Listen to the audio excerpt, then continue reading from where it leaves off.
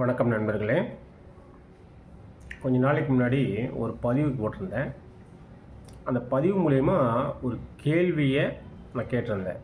அந்த கேள்விக்கான பதிலை என்னை நேரடியாக தெரிஞ்சவங்களும் என்னுடைய நண்பர்களும் எனக்கு தொலைபேசி மூலயமா அந்த பதிலை சொன்னாங்க. சில பேர் நேர்லையும் பதில் சொன்னாங்க. ஆனால் அந்த பதில் தவறுன்றதை அவங்க நான் புரிய வச்சேன். ஆனால் உண்மையான பதில் என்ன அப்படின்றத இது வரைக்கும் நான் யாருக்கிட்டையும் இன்னும் சொல்லலை.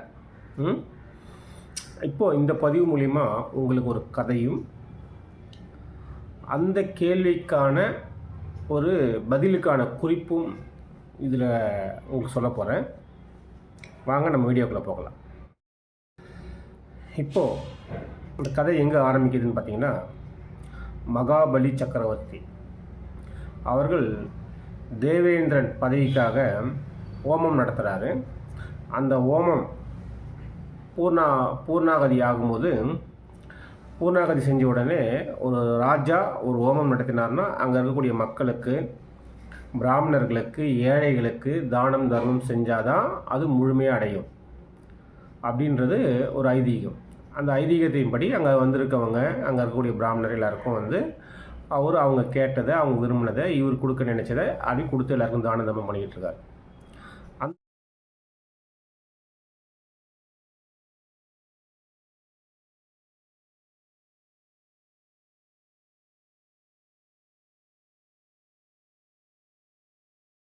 அந்த நேரத்தில் ஒரு குழந்தை அழகாக கையில் கொடையை பிடிச்சிக்கிட்டு ஒரு குழந்தை, ஏழை பிராமணர் அங்கே வரார்.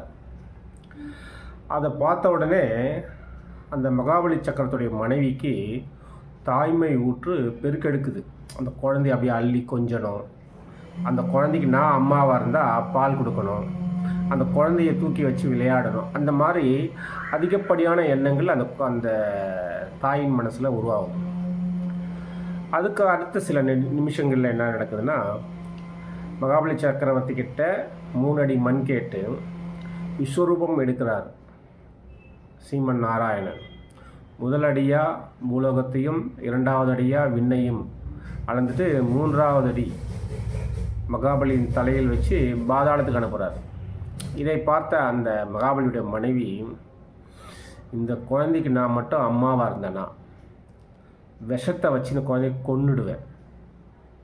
கொஞ்சம் சில நிமிடங்கள் முன்னாடி அந்த குழந்தைய அள்ளி கொஞ்சணும், தாய்ப்பால் ஊற்றணும், அந்த குழந்தையோடைய சந்தோஷத்துக்கு கூட, அந்த குழந்தையோட சந்தோஷமாக இருக்கணும்னு நினச்ச அந்த மனசு அடுத்த சில நிமிடங்கள்லேயே இந்த குழந்தைக்கு விஷத்தை கொடுக்க வேண்டும் அப்படின்ற எண்ணம் அவங்க மனசில் பரவுது. நல்லா தெரிஞ்சுக்கங்க, சிந்தனை ஒரு நாள் செயலாகும். மனசு என்ன நினைக்குதோ அது ஒரு நாள் கண்ணு முன்னாடி நடந்தே தீரும். சரி, அப்போ அந்த குழந்தைக்கு இந்த பெண்ணால் விஷம் கொடுக்க முடிஞ்சுதா அப்படின்றத அப்படியே கொஞ்சம் பார்த்தீங்கன்னா, அடுத்த பிறவி கிருஷ்ணருடைய அடுத்த அவதாரம், அதாவது விஷ்ணுவுடைய அடுத்த அவதாரமாக கிருஷ்ண அவதாரம். அந்த அவதாரத்தில் அந்த பெண் பூதகியாக பிறக்கிறாங்க. ஸோ கிருஷ்ணரை அள்ளி கொஞ்சி அவங்களுக்கு தாய்ப்பால் கொடுத்தது, அந்த தாய்ப்பாலில் விஷம் கலந்து கிருஷ்ணரை கொல்ல பார்க்குறாங்க. இப்போ இதில் நீங்கள் தெரிஞ்சுக்க வேண்டியது என்னென்னா, அவங்க அந்த குழந்தைய அள்ளி கொஞ்சணும் அப்படின்னு முதல்ல நினச்சதும் நடக்குது.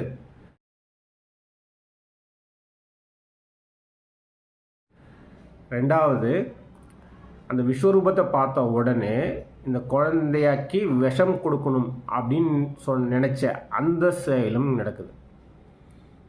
அப்போது மனசு ஒன்று நினச்சிடுச்சினால் அது ஒரு நாள் நடந்தே தீரும் அப்படின்றது இது மூலிமா நான் உங்களுக்கு புரியும் நான் நினைக்கிறேன். இப்போது நான் கொஞ்ச நாள் முன்னாடி போட்ட அந்த பதிவில் இருக்கக்கூடிய கேள்வி என்ன அப்படின்னா, பாஞ்சாலி, மகாபாரதத்தில் பாஞ்சாலி, இந்த பாஞ்சாலிக்கு கணவன்மார்கள் எத்தனை பேர் அப்படின்றது தான் கேள்வியாக இருக்குது. அந்த கேள்விக்கான 3 ஆப்ஷன்ஸ் கொடுத்துருந்தேன். 1 5, 2வது 105, 3வது 6. இப்போது இந்த கேள்விக்கும் இப்போ நான் சொன்ன கதைக்கும் என்ன சம்மந்தம் கொஞ்சம் யோசித்து பார்த்தீங்கன்னா இந்த கேள்வியில் சரியான பதில் எதுன்றது உங்களால் ஈஸியாக கண்டுபிடிக்க முடியும்.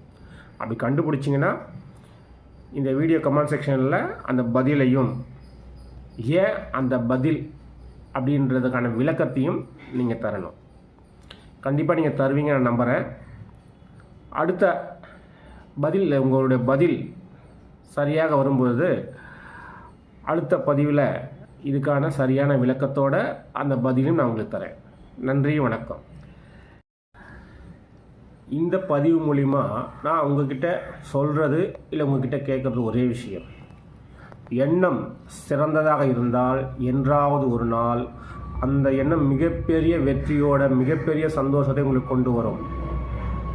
எண்ணம் அதுவே தவறாக இருந்தால் அதே மாதிரி பெரிய தோல்வியும் பெரிய வருத்தத்தையும் ஒரு நாள் உங்களிடம் கொண்டு வந்து சேர்த்தே தீரும். ஆகவே சூழ்நிலை எந்த அளவு மோசமாக இருந்தாலும் சரி, நல்லதாக இருந்தாலும் சரி, உங்களுடைய எண்ணம் நல்லதாக இருக்கட்டும். நல்லதை நினைப்போம், நல்லதை பகிர்வோம். இந்த வீடியோ உங்களுக்கு பிடிக்கும்னு நம்புகிறேன். உங்களுடைய நண்பர் கூட ஷேர் பண்ணிக்கோங்க. உங்களுடைய கருத்துக்களை இதில் பதிவிடுங்க. அந்த கேள்விக்கான பதிலையும் பதிவிடுங்க. நன்றி, வணக்கம்.